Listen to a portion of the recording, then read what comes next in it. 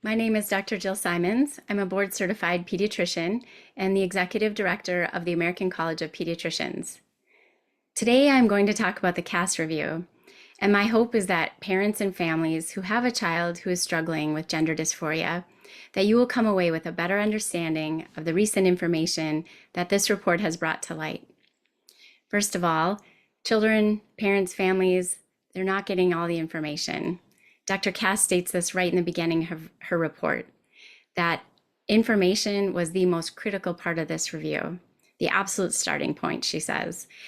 And there was such a paucity of information and evidence-based research that she even tried to commission research to be done in order to add to her assessment. And parents, know that your pediatrician may not be the best source of information. Many pediatricians have stayed out of this area of medicine, either for lack of expertise or comfort, and have deferred to their colleagues or gender clinics, gender centers. More often, pediatricians are afraid to speak out against the so-called status quo. And it takes real courage to speak out, like our members have been. And I'm here to say that our mission is to give parents this information. We support you as you care for your children. We are a trusted source, and you can find all of the information you need to educate yourself about this on our website, biologicalintegrity.org. Another very important message from the CAS report is that mental health and neurodiversity are not being addressed.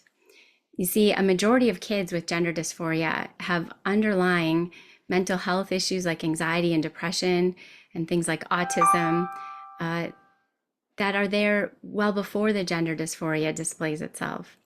Dr. Cass states over and over that we need to be paying attention to all aspects of these presentations and caring for kids in totality. These children are getting labeled with the diagnosis of gender dysphoria without any real assessment of what's going on. And we know this. We have several brave whistleblowers that have worked at these clinics that have stepped forward and told their stories.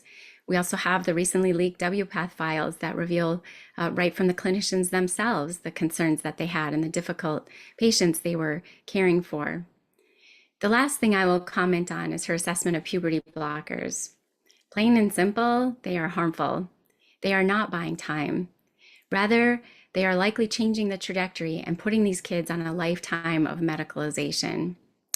Dr. Cass quotes British studies that show once a child is placed on puberty blockers, 98% go on to cross-sex hormones. We have studies that show anywhere from 80 to 98% of kids with gender dysphoria resolve their dysphoria when allowed to go through and supported through natural puberty. The guidelines that most of the clinics in the United States are using that recommend puberty blockers are not doing so based on evidence. Dr. Cass says it best when she says, "I can't think of another area of pediatric care where we give them a potentially irreversible treatment and we don't have any idea what happens to them in adulthood." How many of us were uncomfortable with our own puberty? We need to stop telling kids that if they feel uncomfortable, that means there's something wrong, that they're trans or born in the wrong body. No child is born in the wrong body. A child's development is such that the teen brain has not yet fully developed its executive function skills and thus does not have the ability to give informed consent. This means children can't possibly understand the long-term consequences of these irreversible decisions, like infertility, poor sexual function, lack of skeletal strength, cardiovascular problems, decreased brain function, and a whole list of medical problems. Not to mention that they will be dependent on medicine and the medical system for the rest of their lives. To really help children who are hurting and struggling with gender dysphoria, we need to slow down. We need to treat kids just like we do a child with any other medical disorder. Look at the whole child and treat all the concerns. The American College of Pediatricians believes that children are never born in the wrong body. We need to love and support them so that they can live and grow to their optimal physical, mental, and emotional health.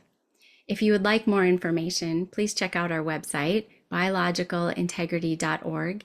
And if you would like to support us in our efforts to do what's best for children, please go to the website and you can donate. Thank you.